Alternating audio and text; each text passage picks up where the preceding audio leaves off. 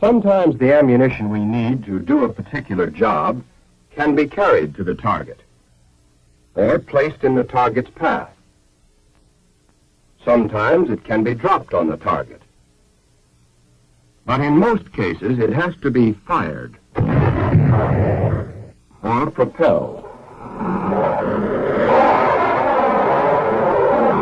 This involves the solution of three different kinds of problems which are covered by three closely related divisions of ballistics. Interior ballistics is concerned with the launching of the ammunition. Exterior ballistics is concerned with its behavior in flight. And terminal ballistics deals with the action of the ammunition at the target. Let's look first at the problems involved in launching our ammunition with launching devices that are complex, precision-made instruments, but which operate on a principle as simple as that employed in a pea shooter. When the pressure behind the projectile becomes strong enough, the projectile will move. In any gun, howitzer, mortar, or small arms weapon, the pressure behind the projectile is caused by the burning of the propelling charge or propellant, which forms a tremendous amount of gas in the chamber. This pressure is measured in thousands of pounds per square inch and is exerted equally on all surrounding surfaces, but with different results. The forces represented by the vertical arrows have no effect on the projectile. The pressure or force to the right is against the projectile, the most readily movable of the surrounding surfaces, and sends it out of the bore.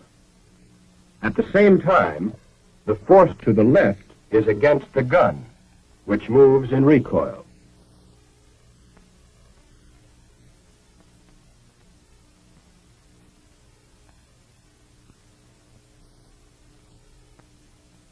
By making a few changes in our simplified gun, we can see what happens when we launch a rocket. In effect, the lightweight rocket replaces the gun, and the lightweight gas replaces the projectile. The pressure inside, being equal in all directions, forces the gas out of the chamber at an extremely high velocity. At the same time, the pressure exerts an equal force to the left to propel the rocket.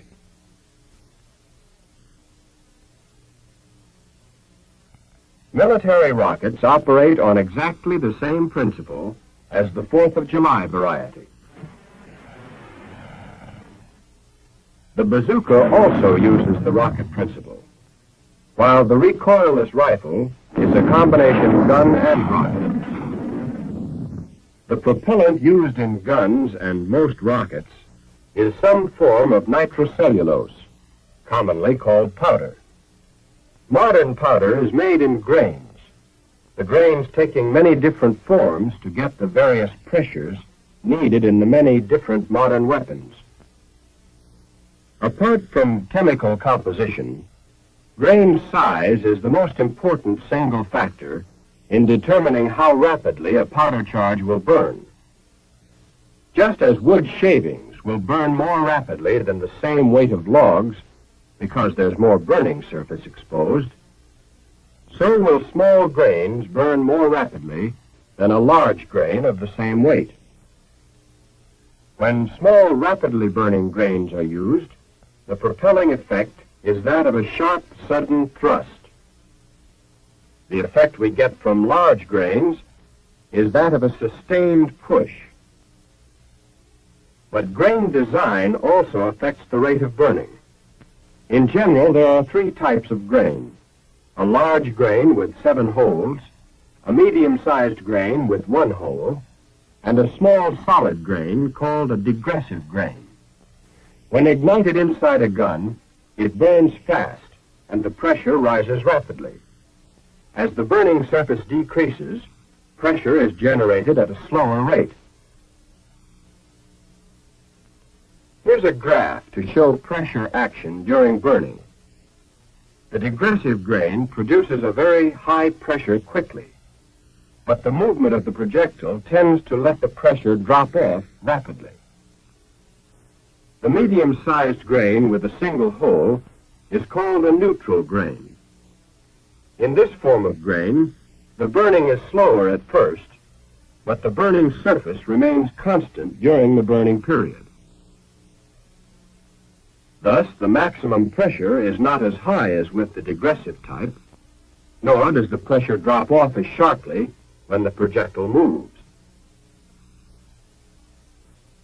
The large grain with the 7 lengthwise holes is called a progressive grain. Here, the burning surface increases due to the number of holes. The pressure produced is not as high as with the others, but it falls off even less rapidly as the projectile moves. This grain is preferred in modern high-velocity weapons because it gives the projectile a steady push, produces higher muzzle velocities, and has a lower maximum pressure than is possible with other types of grains. There are many other grain designs, the fast-burning powder sheets for mortars, for example. Neutral tube-shaped grains for certain types of rockets, as well as a variety of other kinds, each designed to provide the particular burning characteristics best suited to the weapon concerned. Now let's see what kind of pressure action we need for different guns. When we burn a suitable charge of progressive grains, the pressure is moderate and sustained, sending the projectile out of the bore with a continuous push. This kind of pressure action is just what we need to get high velocity in long-barreled artillery. But now we'll see what happens when we use the same charge in a short-barreled weapon. There's considerable muzzle flash, and the powder continues burning even after the projectile has left the bore, indicating that energy is being wasted. For a short-barreled weapon, a small digressive grain should be used. This builds up maximum pressure quickly to accelerate the projectile in a short space without undue burning afterward. This kind of pressure action is just what we want for low-velocity weapons, such as mortars or pistols. But if we use digressive grains in a long-barreled gun, there's a chance that the higher maximum pressure produced will blow it up. For a rocket, we need a low, steady pressure, so we use a special neutral grain. The low pressure will not burst the lightweight rocket, yet give smooth acceleration. For the V-2 and other large rockets, it's better to use certain liquid propellants, mixing them at a constant rate to assure constant burning.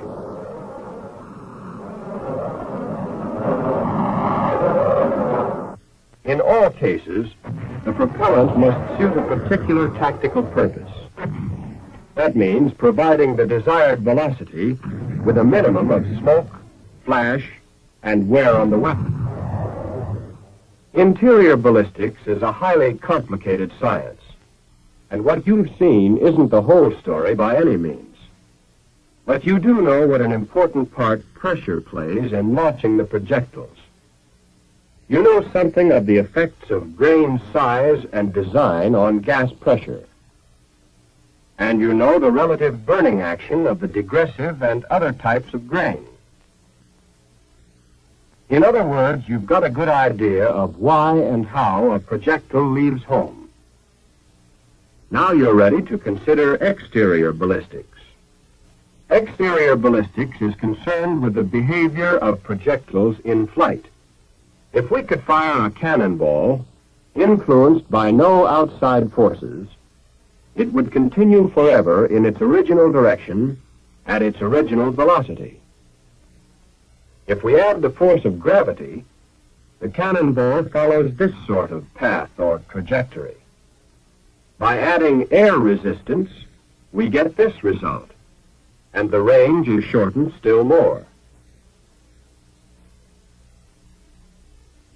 To overcome air resistance and get greater range, we might streamline our cannonball, stretching it into a projectile. But look what happens. Our projectile tumbles, and the range is shorter than ever. We need something to stabilize our projectile in flight. One solution is to equip the projectile with fins. The use of fins solves the problem very effectively for mortars and some types of rockets, and the result is much greater range. Having the projectile spin is another solution to the tumbling problem. This, however, causes the projectile to swerve from a straight course, drifting to one side according to the direction of the spin. That isn't as bad as it might seem because we know it's going to happen, and we allow for the drift in aiming. To get the required spin, spiral grooves are cut in the bore of the gun and a soft rotating band put around the projectile. The band engages the grooves and the projectile rotates or spins. Although there are many forces affecting the projectile, the most important to remember are gravity, which pulls the projectile down, and drag due to air resistance, which slows the projectile. There's nothing we can do about gravity, but we can overcome the effects of drag to some extent in the design of our projectiles. For instance, by the streamlined windshield on this one. Boat tailing, another method of streamlining, also helps to reduce drag. For long-range fire, we must consider, in addition to gravity and drag, the effects of varying density of the air, the temperature of the air, winds over the trajectory, and the rotation of the Earth. The basic problem of the exterior ballistician is always the same: to study, improve, and predict the behavior of projectiles or missiles in flight. Solution of the problem involves the knowledge of many complex forces, the application of many scientific principles, the use of many ingenious lightning-fast computing machines. The ultimate purpose of all this is to design projectiles and compute firing tables, both of such accuracy that our combat units get the maximum number of direct hits. And that is where terminal ballistics comes in.